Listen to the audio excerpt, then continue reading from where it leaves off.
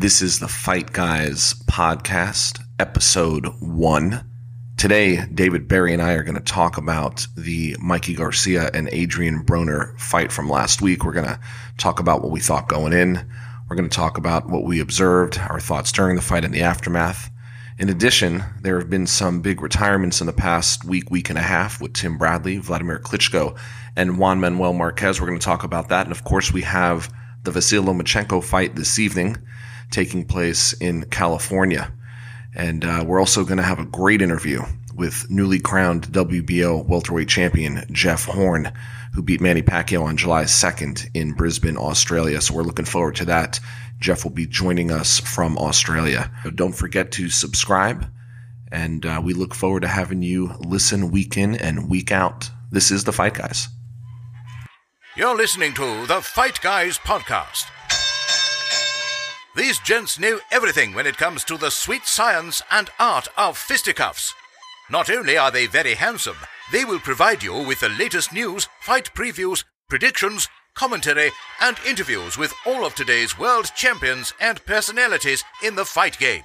Make sure to subscribe and listen intently. And now, it's the Fight Guys. This is the Fight Guys podcast. This is Peter Kahn, and today David Berry joins us because, as you know, he is one of the Fight Guys. You know, that's the great thing about the Fight Guys is that it's not just one person. It's not two people. I mean, we just have a great cast of characters that make up this unbelievable podcast, right, David? It's guys plural. That's a whole crew. I mean, it could be gals. I mean, we could have a fight gal, but she'd still be a guy.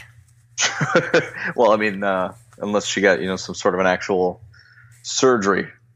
Is that uncouth to put on the podcast? Not really. We'll find out. I mean, the fact that you even used the word uncouth on the podcast is pretty good. It's right? pretty good. I like that. That's why I knew that there was going to be a lot of value in having you as a fight guy. But you've always been a fight guy, so that's look. All of us that are passionate about combat sports, even though this is a boxing centric show, we're still going to cover some MMA. We're gonna get into some WWE at sometimes. Who knows? Even when I say something like at sometimes, which makes no sense, I can do that on a podcast. Because there's no going back. I could edit it, but I'm not going to.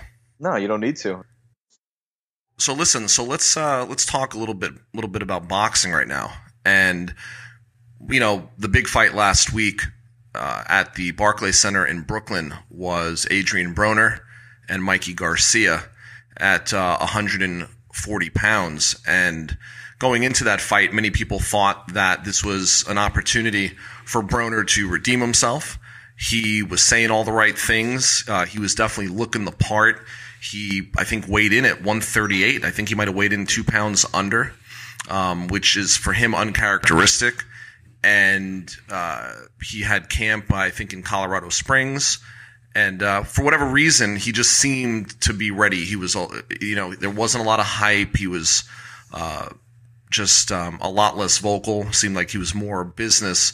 And of course, he lost a unanimous decision. What was your opinion, prediction, and thoughts going into that fight?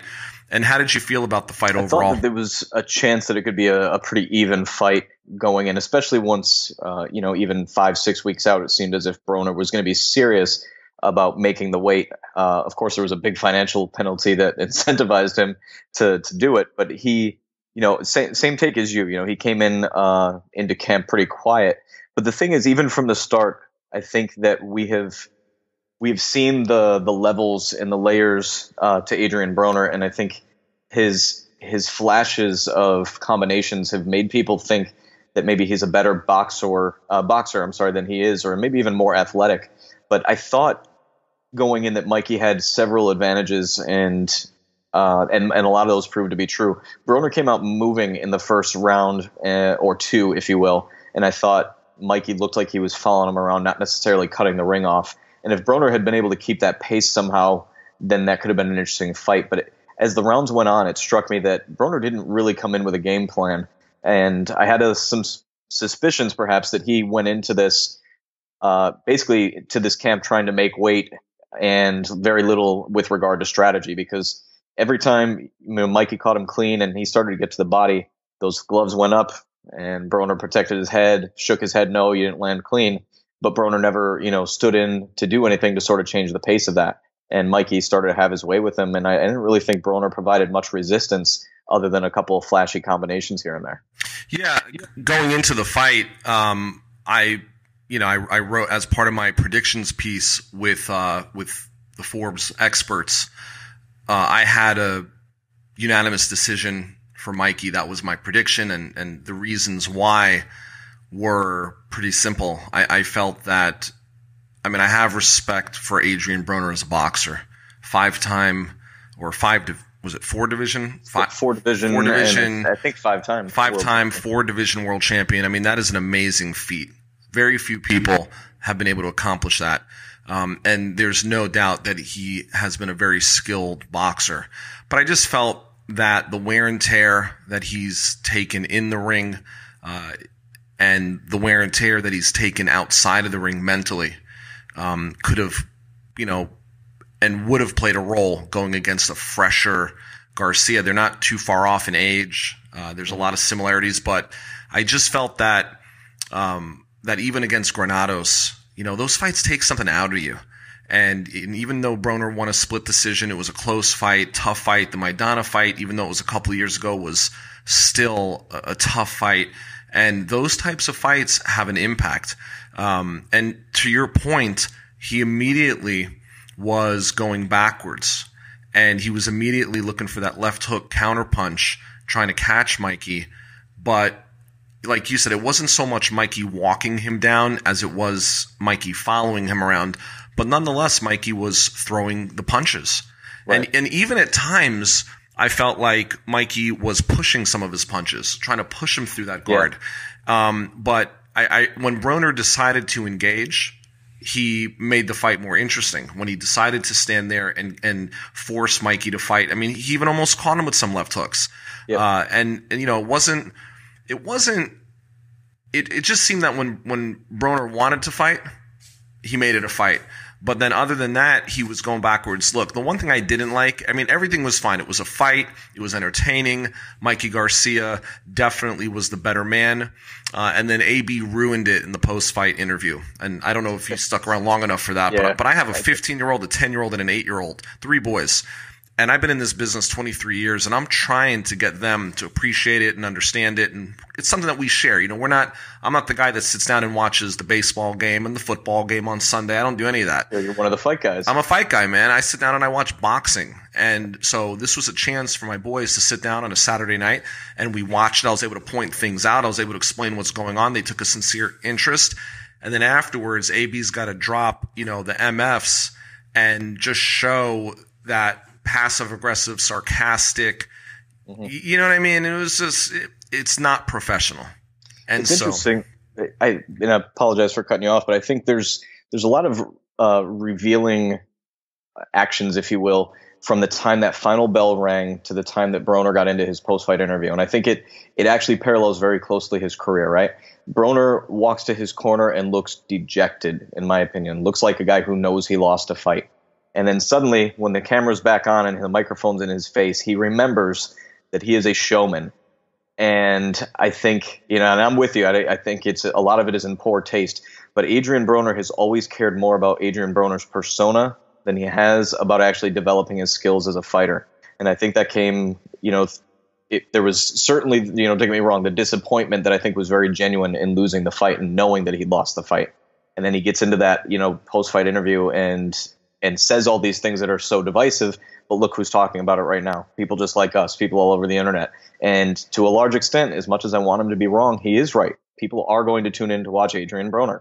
This was still, he's turning out some of the highest viewed, non-pay-per-view events in boxing. He's, among the top 3, top 5, for non-pay-per-view fighters in the sport. And unless he gets completely outclassed, I think he still has a way of selling himself into fights that at this point in his career, he may have no business being in. He's not old. Right. He's not old. So what is it for him? What, in your opinion, where do you think he goes next? Because he's coming off of a loss. The Granados fight was tough. And I think that you're right. People will tune in to see him. However, where do you see? I mean, this was at 140, so it wasn't too heavy. No, and he's fought. I don't want to downplay his competition. He's fought a lot of tough guys, and Broner, for all that he's not, is still an extremely tough guy. I don't think you can take that away from him. But the reality is, he's not been a threat to anybody since he moved out of the lightweight division. And I think, if he's serious about extending his career in terms of meaningful fights, then I think he needs to stay below 140 or at 140. In terms of an opponent, I mean, you should argue that a guy like Adrien Granados is exactly the type of guy he should be blowing through. And I count me among a lot of people, including at least one of the judges, who didn't think he even beat that guy. So I think Broner, if he's going to have to be matched very carefully. I think if you look back at the style of fight against like the Antonio DeMarcos, who are pressure, come forward fighters, who are not very slow or particularly skilled, I think are the types of guys that Broner needs to be in with. Get him a couple more wins under his belt, put in a little bit of legitimacy, and then he will probably be fighting another big fight again. But if he's fighting above 140, I think he's out of his depth. You just made me think about something, and maybe he was respecting Mikey's power a little too much. Maybe a part of him was looking back at Mikey's last fight, and that was an awkward knockout. Yeah, it's going to be knockout candidate of the year, but he had the guy turned around. He was able to load up, and he hit him square, flush, right on the chin. And it was a vicious knockout, no doubt about it. But, maybe there was just a little bit too much respect. And it is what it is. So I agree with a lot of what you're saying. For me, I had no issue with the fight. It was just that issue after reminds me of why people still look down at the sport, while they still say, you know what, it's nothing but a bunch of guys that just don't have class, that don't know how to. And look, it was a big contrast, right? The Garcias know how to handle themselves, even in defeat. Okay, even in defeat, they know how to be gracious. They know how to express themselves, and then it's just a big contrast. It's a contrast. So, I guess we can look forward to what's next for Mikey Garcia. I know he had talked about moving up to welterweight. I'm really not sure what there is for him in the 140-pound division if Terrence Crawford is going to be moving up to welterweight. So, I just wonder if welterweight's going to be too much for Mikey, considering he just moved up. He might want to stick around at 140 for a little while or go back down to 35. So I don't know. What's your opinion on that?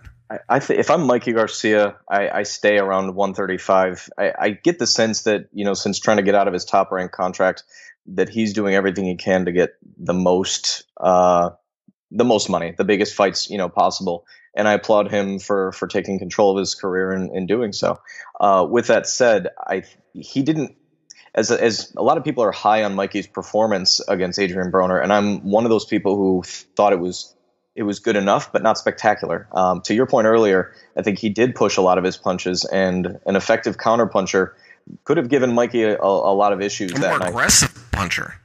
Right, yeah, exactly. A more aggressive, or even just somebody throwing, more than a couple combos every once in a while. I think, a fight that has a lot of people salivating is him at 35 against Vasyl Lomachenko, who's fighting Miguel Mariaga, and I know we're going to talk about that. I think that's a good money fight for both guys. I think that's a stiff challenge for Lomachenko's another guy who's moving up the weight classes potentially too quickly. But I think at 140, Mikey can beat a lot of guys there. But his body, to me, even looked a little soft for the weight. It seems like he had to eat his way into the weight class, and he didn't really look natural there. So I think, maybe 2-3 fights down the line, he's still young enough as well, where I think, maybe 2 years down the line, he considers, full time at 140 or 147. I think he needs to spend a little bit more time growing into the weight rather than just putting it on. I agree with you. I think that right now, if you put Bud Crawford and Mikey Garcia as a matchup, I think Crawford walks through Garcia, and I like Mikey Garcia. It's nothing against Mikey Garcia. Like you said, I don't think 140 is that natural place for him yet. And like you said, he'll grow into it eventually. But, talking about the welterweight division, since we talked about people moving up, later in this podcast, I'm going to have an opportunity to talk with WBO welterweight champion Jeff Horn, who defeated Manny Pacquiao on July 2nd in Brisbane, Australia. And so I'll be able to get into a nice conversation with Jeff. He's in Australia, and he's gracious enough to take an early morning phone call from the Fight Guys.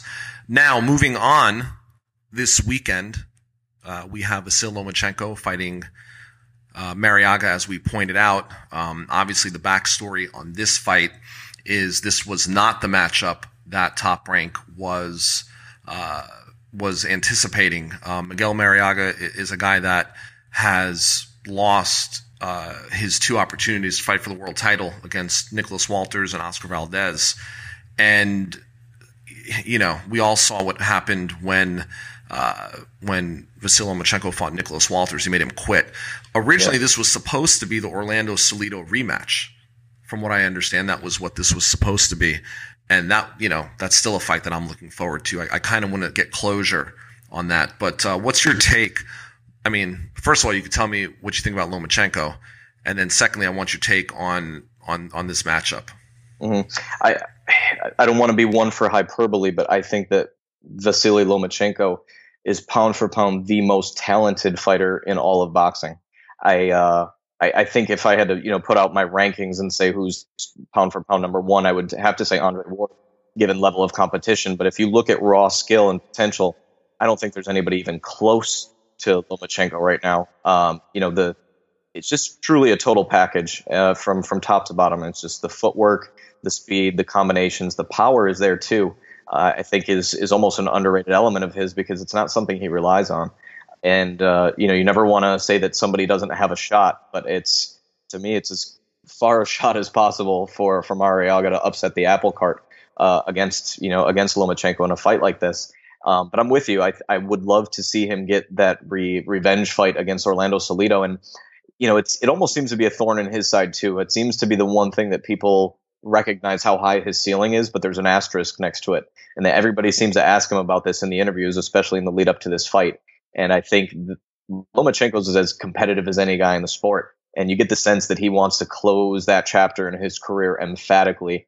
And knowing how serious he is about doing so, I believe he's taking the Marriaga fight, as seriously as he should, knowing that he's one of those hard hitting, catch you by surprise types of guys.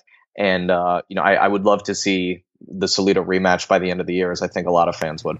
Yeah, I mean, look, we all agree on Lomachenko. I don't think there's anyone that can't agree that he is one of the top fighters pound for pound in the world. I still think Roman Gonzalez is up there. I was at the Rungvisai fight.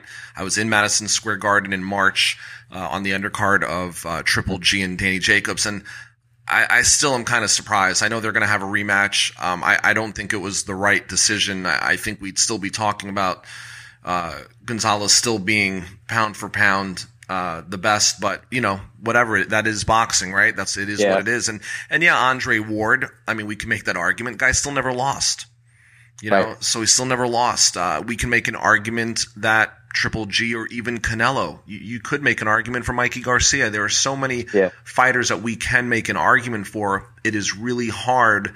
And that's what the pound for pound list was created for. It was actually created for Sugar Ray Robinson. And it was created to basically have some sort of ability to say across all weight classes, with all things being equal, this guy is the best in the world at what he does. Yep. And so Sugar Ray Robinson was the reason that the pound for pound title was created. And it's a great title. It's great for us to be able to go back and forth and debate, but we're in a good time. I mean, 2017 has been a great year for boxing. And I know we kind of just glossed over this Lomachenko-Miguel Marriaga fight, and, no disrespect to the Colombian, but he's going to have to find a heavy hand, and he's going to have to find it with the perfect situation to have a shot, because there's no way he can outbox Vasyl Lomachenko. So we know that's not going to happen. So knowing that, we know that his only shot is going to be with a knockout. So to that point, we can move on. And I think we were talking about what else were? Oh, well, beforehand. See, this is what I love about the podcast. I just don't have to see. This is like going Back to the Future. I could totally choose to edit out that whole thing where I didn't even know what I was going to say, and no one's going to know it. No, and you may do that, or you may not do that. I might not. You know what? I don't even think I want to. No, there's a lot of freedom. In fact, I think as we talk about it is all the more reason not to do it. I just like the fact that you use words like hyperbole. You know, I'm still stuck on your vocabulary. I used hyperbole and uncouth in a single podcast. I know. There was another one too, and I'm sure when I listen to it, I'll go, yeah, that was the word. That was the one. But, let's talk about some other things that have taken place in the past couple of weeks. Timothy Bradley retired from boxing, or I don't even know if he actually officially announced it. I know that it was broken by Mike Coppinger that it was going to happen. He reported it, and then they got upset with him. I know this because I talked to Mike, and he told me. He got yelled at. He got yelled at. Damn it, Mike. Yeah, he got yelled at. How could you? But look, people leak things, right? Things happen. If you don't want anyone to know, don't say anything. Right. But look, so Tim Bradley had a great career. He was, great fighter, great champion, had some good battles. And he's definitely a credit to the sport.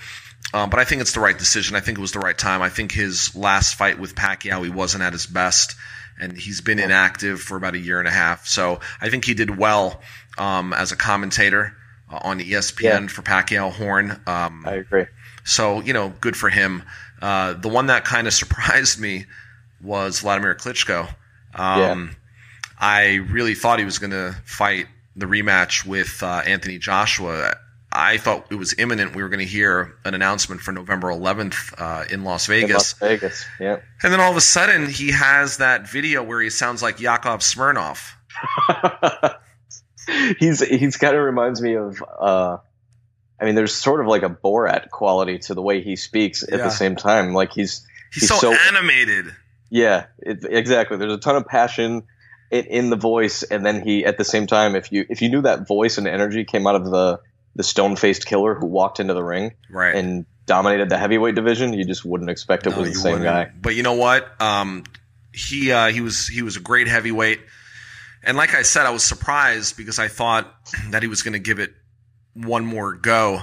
But and you're funny. You're like, if all the rumors are true, I'm like reading on Facebook, and I'm like, David.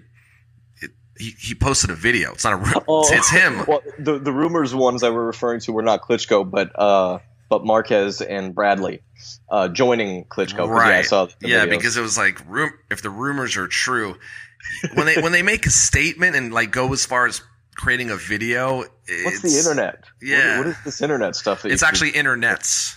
Internets. Oh, okay. So there's more than one. Well, that's. Look, I looked it up on the Google afterwards. And then I saw it on the Facebook. So, oh man, I got a lot of catching up to do, man. Yeah, if there's multiple internets, I might have been looking at the wrong one. You could have been. It's possible. But nonetheless, he had a great career. I actually learned about it. I was woken up early by Dean Lonergan of Duco Events, Jeff Horn's promoter. And I was woken up early because, he's in New Zealand. I'm here in Miami, and who knows time zones? You just call whenever it's convenient for you. If the other person's up, they answer the phone. And see what happens. And so I felt like an idiot because, Vladimir announced it, I guess, in Europe. I guess he was in Germany. And so there was like this, 6-hour jump on the whole announcement. I'm sitting there on the phone with Dean talking about, well, if you guys are going to do the Pacquiao Horn rematch, it can't be November 11th because that's the date that Joshua and Klitschko are going to have to. He's like, mate, Klitschko retired. I'm like, what? Not anymore. So that's it. So it was, listen, Vladimir Klitschko was great. I think I wrote in Forbes 11 years in between losses between the Lehman Brewster and Tyson Fury loss. That's pretty amazing. It is. To chime in here, I think one of the most impressive things. Don't chime in. Damn. Well, edit it out. One of the things I think is most. I'm going to get a chime. Now I'm going to get a chime. Yeah. And every time you do that, I'm just going to hit a chime. I got to get like a chime. All right. And I'm that's sorry. when I go in. Oh no, you're good. I think one of the most impressive things about Vladimir's career is, how many guys suffer tough defeats. I mean, he lost to Corey Sanders, he lost to Layman Brewster, he lost to Ross Purdy, like guys that should have had no business beating him. And that just usually spells doom for so many guys' careers. And what does he do after that? Puts together a string of heavyweight defenses that's even better than the first one, and just rules the heavyweight division. Granted, a weak heavyweight division, all things considered, but still rules it with class. And I mean, even as recently as 2.5 years ago, puts Kubrat Pulev on his back with just a picture perfect left hook, sends Anthony Joshua through hell to get his victory. I think as disappointing as it is, it's one of his finer performances because it showed a degree of grit that a lot of people questioned whether he ever had. And I don't think there's any shame for someone like him to leave on a loss. And it was a very, very close loss. And in my opinion, it's one of the candidates for fight of the year, even in a oh my God, it was the most exciting fight so far that I have watched. It was truly edge of your seat excitement. Yeah. I mean, and especially being in front of 90,000 people at Wembley Stadium, the largest event in British boxing history. It was really special. And so I definitely I can't say that I'm not surprised. I mean, he's what is he, 41, 42? Yeah, 41, I think. 41. I mean, so 77% KO ratio. The funny thing about Vladimir's career is when he lost, he lost. Four out of his 5 losses were by KO. Yep. And when he lost. But he also has almost 15 more wins than his brother. Did you know that? Yeah, well, that's that was always the conversation, right? While those two guys were at the top of the division, a lot of people felt that Wladimir was maybe the tougher of the two, or potentially the more decorated one. But Wladimir was always like a little bit more well-rounded, and if you think about it, after the Lennox Lewis fight that Vitaly had, a lot of people saw him winning that fight, until the bad cut stopped it. And Vitaly's career realistically could have taken on, much more than his brothers, but Wladimir did the unthinkable. And I mean, heck, how many brothers rule a division like that? I would have loved to see them fight each other, but I know they always said it would make their mom cry. Yeah, they were never going to do that. It would, it just wasn't going to happen. But to your point, I had one person fight him. I had DeVarrell Williamson fight him, which was a good fight. DeVarrell dropped him. It just seemed that during Vladimir's career, you always wondered, right? You always wondered if he was going to get caught. I mean, but he was just such a good fighter. I mean, both him and his brother. So yeah, that's and Juan Manuel Marquez. I mean, what can you say? Another great fighter. Who's retiring, but that's the great thing about what is going on in boxing. There are so many great new names that are coming up that it's really making it exciting, and there are guys that are filling these voids, which is not something that felt like was happening, in recent memory, right? I mean, you look at 2016, which was just a historically bad year for the sport. And it just seemed like, who was the only prospect? People were like, okay, we're kind of high on, Terrence Crawford, and we're maybe a little bit high on, like a guy like Earl Spence, coming up. But then all of a sudden in 2017, you're just fully cognizant of how much talent is in the sport. And there seems to be a lot of flux between weight classes too. There's a lot of intrigue between fights that might be, 3 to 5 pounds off. And, it's always tough to see a guy like Marquez go. You just have so much respect. And the interesting thing between the 3 guys retiring this week, I think, is every single one of them were just like gentlemen and squeezed every bit of talent out of what they had to offer. And JMM drank his own urine. So, I mean, what else could you ask for? That's, that was really the icing on his cake, I imagine, was drinking his liquid gold. Gold. Yeah. That's, that one was a flaw. I can't really. It was definitely made for an interesting all access or 24/7, 24/7, whichever one it was. I don't remember. But so right now, there's just before the end of the year, we still have some great fights taking place. We have obviously we have Mayweather and McGregor, and I guess I'm not going to shit on it, and I can do that on a podcast. I think I could say shit, right? I think you can say shit. Okay, we're not going to crap on it just in case I have to edit. I'll do it Right. again. I'm not going to say bad things about it. Right. I'm not going to poo-poo it. That's not what you're going to do. I'm not even going to talk about it. Don't even do it. So we have Triple G and Canelo coming up in September, and that's really the fight that could put, I know we still have November and December. I'm sorry, I skipped October because nothing's going to happen in October. Halloween, I guess. Yeah. It's funny. I haven't heard any October dates yet. I'm just so fixated on this September 16th date. I really feel that Triple G and Canelo is going to be a great fight. I really see it as an even fight. My early thoughts are that I'm actually leaning towards Canelo. Ooh, all right. Well, I like a little bit of friendly disagreement.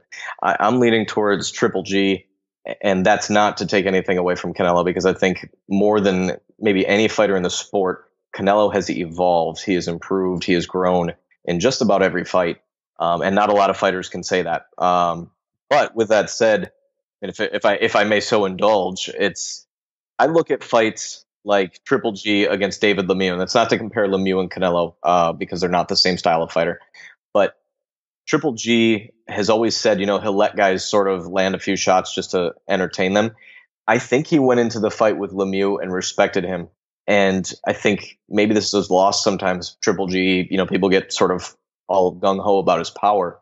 But Triple G's jab is as violent and effective as anybody's sport. And he jabbed David Lemieux into submission for the most part. I mean, don't get me wrong, he landed other punches. But, Canelo is not – he's a very, very good defensive fighter, but he's also not that fleet-footed. And if there's anybody who's good at cutting the ring off, it's Golovkin. And I think the other element you would need to do that is the jab. And if he doesn't get intimidated by Canelo or surprised by his power, then I think this could be a fight where Canelo doesn't have as many answers as he expects to have, and those chances to throw tight, quick combinations may not be there for him if Golovkin keeps him at the end of a jab. And I expect a competitive fight, but I think that jab is going to pay dividends. Yeah, and look, there's no doubt Triple G is one of the best, and he's closing in on the middleweight defense record as well. That's right. And I just had the opportunity to be at that Jacobs fight, and it was like a tale of two fights. The first half of that fight, Triple G was in control, but there was a point where Danny Jacobs realized that he could compete. I think when you're talking about Lemieux, in my opinion, what makes him exciting is that he's sort of a one-trick pony. He's got big power. And the only defense, the only way that Golovkin could mitigate that power was to not let Lemieux get off. And the only way to not let him get off was just keep jabbing him and not let him set, not let him even counter. But look, there's no doubt these are two of the best boxers in the world today that have the highest boxing IQ, a term that Abel Sanchez likes to throw around. And I just think that it's going to be a great fight. I think that if anyone has the ability to solve that puzzle right now, it would be Canelo. I think the Charlo brothers would be trouble for Triple G, and that's just my opinion. I mean, I that's a whole other podcast. That's a whole other conversation. Let's have that one. Not today, right? We'll do it another day. We could do it another day. But going into that fight, I'm glad. What we'll do is we'll just have to start documenting our picks. Obviously, we're both picking Lomachenko this weekend. There's nothing really else that we need to really touch on this weekend, but I like the fact that we can kind of maybe keep like a running total moving forward. Are there any other thoughts or anything else you wanted to touch on this week? We're going to get into the Jeff Horn conversation soon, but was there anything else that you wanted to get into before we close this out today? Well, I guess it's just exciting to be able to talk about pretty big fights almost every weekend. We've got Lomachenko tomorrow night, and in fact, right in front of me, on ESPN right now, is Mauricio Herrera versus Jesus Soto Karass, which is one of those classic Mexican slugfests that would have been a big deal in 2016 and is almost completely forgotten here in 2017 because there's so many good fights. So good time to be a fight fan. The only other thing I would say is, with Jeff Horn, with regard to that, I'm sure you talk about this in the interview, but it looks like Manny Pacquiao has exercised his rematch clause, and I think that fight is maybe even more scintillating the second time around than it was the first, and I can't wait to see it. Did you say scintillating? I did. Is that the next word? It's amazing. I'm going to just keep a running list. David's vocabulary. So it's going to be our fight picks and like $64 words that David uses. Exactly. So you can look. You're educating the audience. Yeah. See, there's a fight. The fight guys bring to you many things that you weren't counting on. So listen. It's educational. Opinions. We don't necessarily make sense all the time, but we know our boxing. It's like a potpourri, if you will. That's what our show is, potpourri. Hey, so ending on potpourri. What do you think of all this with Paulie Malignaggi and McGregor? And he was pushed down, and Paulie upset. What does this become? It's, to me, is all part of a carefully orchestrated, or maybe not, effort to keep this fight in the public's conscience every day until August 26th when the bell rings. Because the reality is, I know we said we wouldn't go too far into this, and I won't, but the only thing for people to truly be excited about is the build up to this fight and not the fight itself. I think Malignaggi is one of my favorite personalities in the entire sport, but I think he may have been a bit naive in assuming that something like this wouldn't happen. McGregor is a showman through and through, and his camp has the onus on them to prove that he is legitimate going into this fight. So when you bring in a two-time, world champion into your camp, and you've got a picture of him on the canvas in one, and then another one getting caught with an uppercut, and he looks bruised. Well, sorry, I can see McGregor's camp wanting to use that to make it seem like he's working him over. I was in Sheffield in May, and I was at the bar with Paulie Malignaggi, and we were talking about my welterweight Chris Van Heerden. And we were talking because one of the first people to be very vocal about this ridiculousness of this fight before it was even announced was Malignaggi. Yep. And we had him on the Fight Guys radio show in December talking about it and talking about the things he said, because he went to Twitter right away. The next thing you know, I'm at the bar. We're talking about Van Heerden and we're talking about the sparring. And then I turn around and he's in camp with McGregor. And now he's leaving because of the same thing. Leaked footage showing what McGregor wants people to see. Yep. In the end, it doesn't matter. In the end, it's not going to have any difference or play any role other than maybe helping sell tickets because they want people to feel that McGregor has this great opportunity of winning. I don't necessarily, and I think Paulie was a great fighter. I like him a lot, but I just don't know how, even if he did get knocked down, what impact that would have in selling tickets. Or now is everyone now going to be running around saying, "Oh my God, McGregor's going to win because he knocked down Paulie Malignaggi in sparring." Right. Well, oddly enough, though, I think matter? MMA fans will grab that and try to make that argument.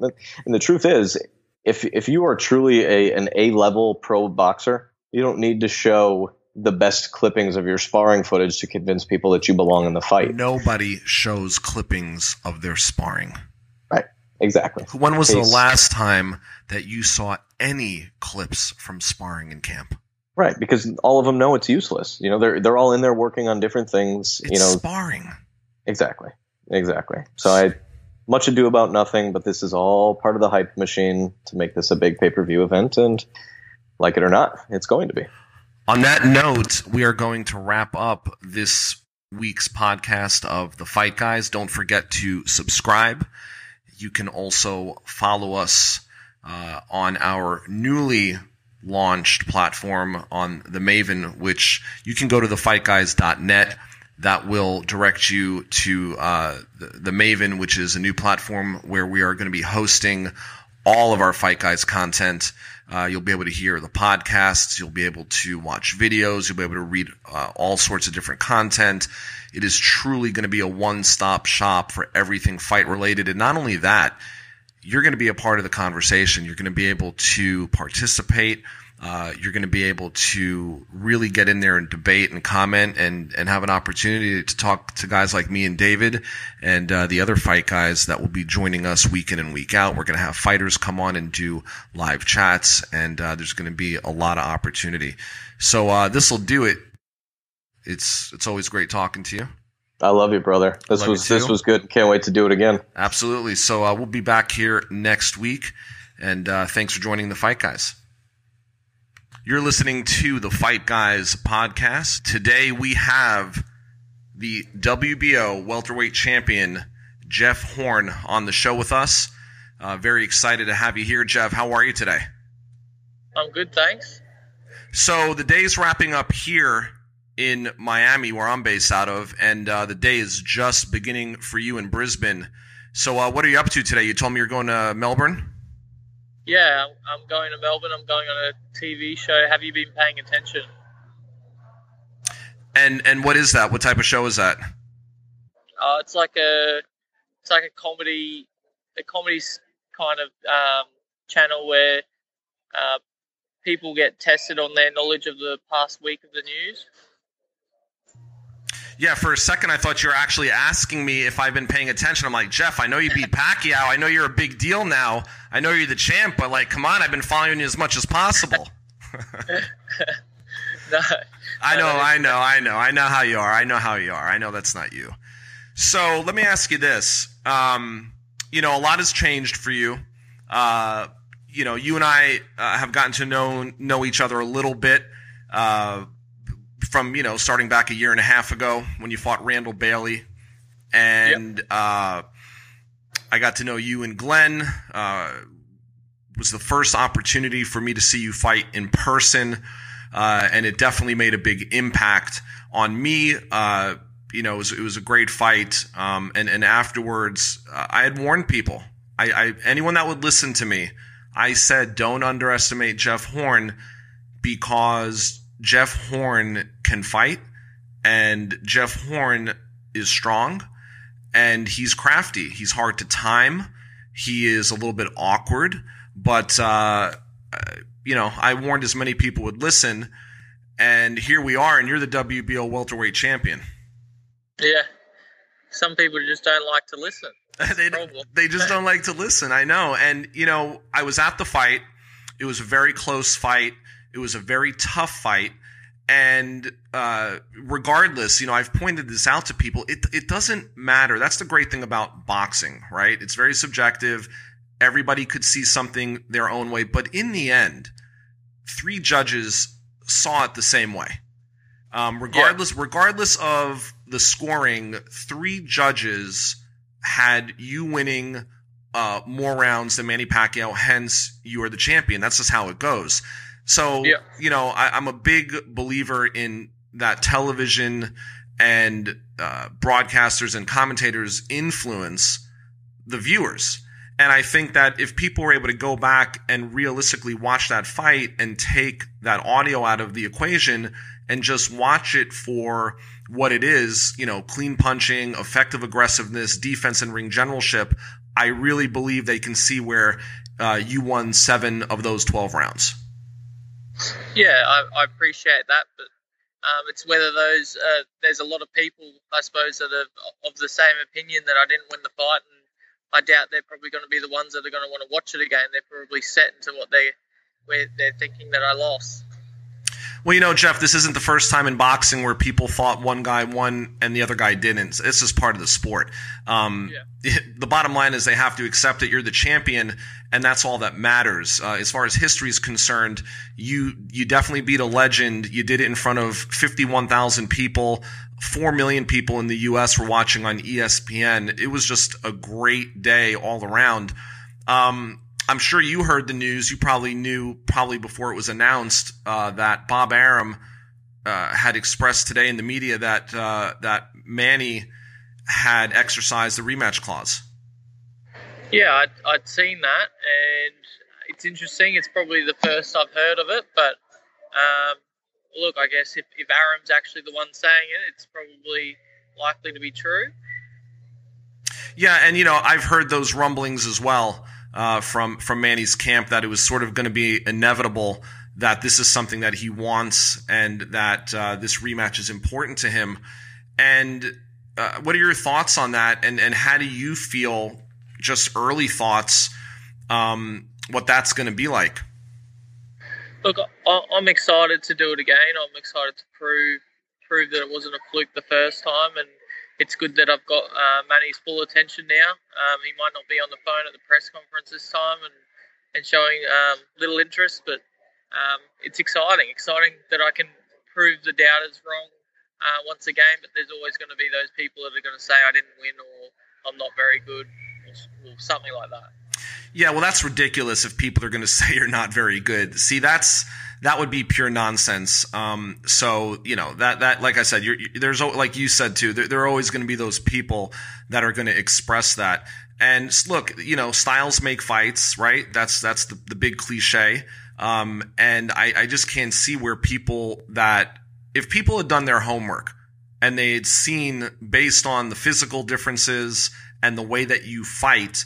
It was interesting to me because I was sitting third row ringside, and remember in the first round when Manny kind of laughed when he was, that little smile, like he thought it was entertaining. That quickly, these gloves together. Yeah, it disappeared fairly quickly when he realized that he was in a dogfight, and I think that's the lesson learned. I'm sure he'll come back better prepared, having seen you. Obviously now, face to face, up close and personal, and going 12 rounds. Shifting gears a little bit, as a champion, I want to get some opinion from you with regard to the rest of the division. I know that you've kind of thrown some names out, and I know that everyone has come out now and has called you out. Who do you see as a matchup that you would like to fight moving forward, as a champion? It's a good question. I'm not really sure. I guess names have been thrown around. I posted something up of a video of Errol Spence not really calling me out, but saying that there'll be a man down in the fight when he got asked who he wanted to fight, and he said, "Oh yeah, I want to unify. I want to fight against Jeff Horn." So I just reposted that because I'm happy to unify the titles, that's for sure. But I guess the main target at the moment, which he's concentrating on, is Keith Thurman, because Keith Thurman's got 2 world title belts and we've both got 1. So I guess if one of us is probably targeting him more to get 3 of them and then probably take out the last one after that. It's a really strong division. It's probably the most stacked division in boxing right now. And to be able to win a world title in the welterweight division says a lot. And as far as Errol Spence Jr. goes, he's a very talented fighter. So is Thurman. So was Porter. So was Garcia. There's so many good fighters in that division right now. So much competition. Let me ask you this: how much has your life changed in Australia since winning this championship? Oh, it's changed a heap. I guess my normal everyday life is the same, but I guess my recognition has increased dramatically, and it's a good thing. I'm enjoying it, but it's just crazy how fast it's just happened. Well, yeah, I mean, you went from being a big underdog to beating one of the biggest names in the sport, then coming over to the United States for the ESPYs. What was that experience like? I saw you on the red carpet with your wife. How was that? No, it was cool. We really enjoyed it. Walking the red carpet, getting nice dressed up, and being around all those people. I didn't know a lot of them. I wasn't like, I can remember sitting next to a girl, and we were in the front row next to Lomachenko, and Lomachenko left, and this girl, one of the people came in and took his seat, and she was extremely excited. She was pointing at someone in front of us walking past, and we just had no idea who it was.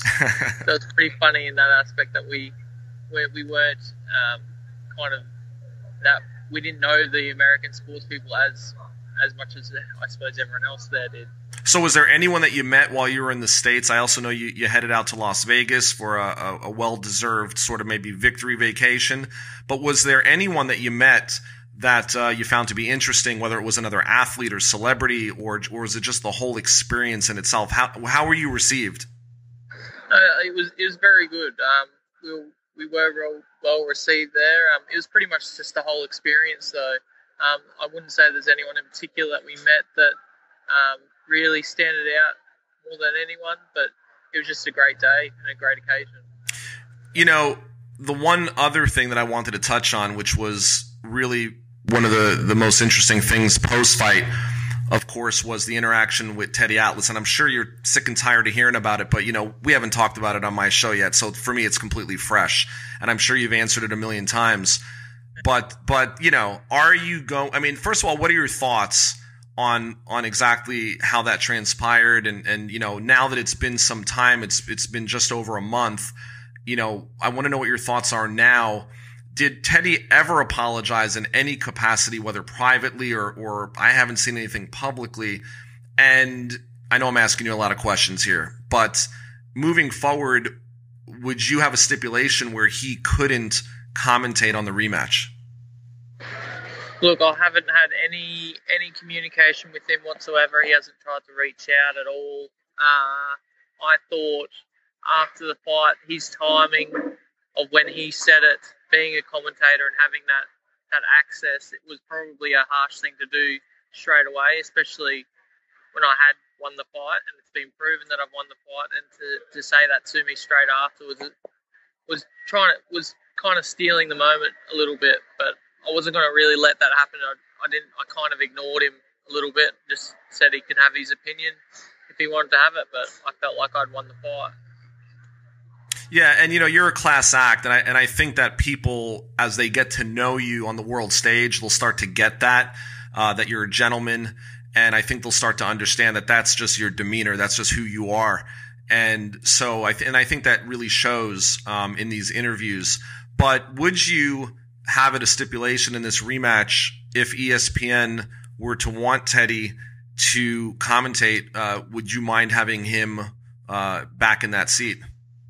Yeah, I would probably say that he's probably not the right person for the job, especially after last time and the things that he said.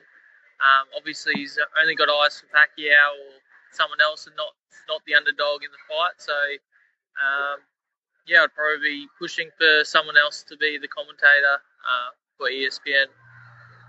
Would a public apology change your mind on that, or is that pretty much how you feel? Look, I guess a sorry from someone can always help and possibly change my mind or change anyone's mind. So forgiveness is always the way to go. But yeah, at the moment, I'll definitely prefer him not to be there. So moving forward, if this fight were to take place in November, which is what they're saying, what would be next for you? When would you start camp again? And for those that don't know, your trainer, Glenn Rushton, Glenn's definitely a unique guy, very intense. I think I wrote about it in my Forbes, my wrap-up piece, my observation piece, that at the weigh-in, I remember I said hello to you, I wished you good luck, and then I went to Glenn, and he actually started mapping out the 10-point system that he had laid out to defeat Manny Pacquiao. And after about number 4, I said, Glenn, I believe you, because he's so intense. And I think that a lot of people don't, really know who Glenn is, but he is your manager and your trainer, and you guys have a great chemistry. What can you say about Glenn and your training style, and how much of that 10-point system did you get to implement? Yeah, look, I think it's just trust that me and Glenn have, and it is a good relationship, and we listen to each other and how we're feeling. So, and we both believe in each other's abilities. I think he's a good coach, and he's definitely inspires me to do the best that I can do in that ring. Yeah, and look, for those that don't know, Jeff Horn is an Olympian. Jeff Horn had a solid amateur career. Jeff Horn is an undefeated world champion, and I still think people are getting to know who you are, and I think they woke up after the Pacquiao fight. But your path to a world title has been really textbook as how to bring somebody along. What do you see? Are you going to make any changes based on what you saw in the ring against Manny the first time? Would there be anything that you would do adjustment-wise to make this time a bit easier for yourself? Look, there's always improvements, and I haven't actually even thought about boxing for pretty much the last month. I've been taking it easy and just having a break and getting my head back and used to it and just enjoying what's just happened. So next week we're planning on getting back into the gym. I start on Monday. I'll just be starting off light so I don't feel too sore straight away, and then we'll figure out what I did wrong and what I can improve on for next time. Jeff, I'm looking forward to it. I most likely will be there in November for the rematch, and I just want to thank you for taking the time out of your early morning here to speak to me, and you're always welcome on the Fight Guys. Once again, this is the WBO welterweight champion of the world, Jeff the Hornet Horn. Any last things you want to say, Jeff? Anything out to the U.S. fans or anything else? I guess I can always try and change people's mind, but the only way I'm going to do it is with my fists, I suppose, in the ring, and they can do the talking for me. But I really appreciate your time and for the interview, Peter, and for believing in me as well. Jeff, always, and thank you very much. I look forward to seeing you soon. Okay, thanks, mate. Take care. See ya. That'll do it for this week's Fight Guys podcast. Be sure to subscribe and listen to us every week.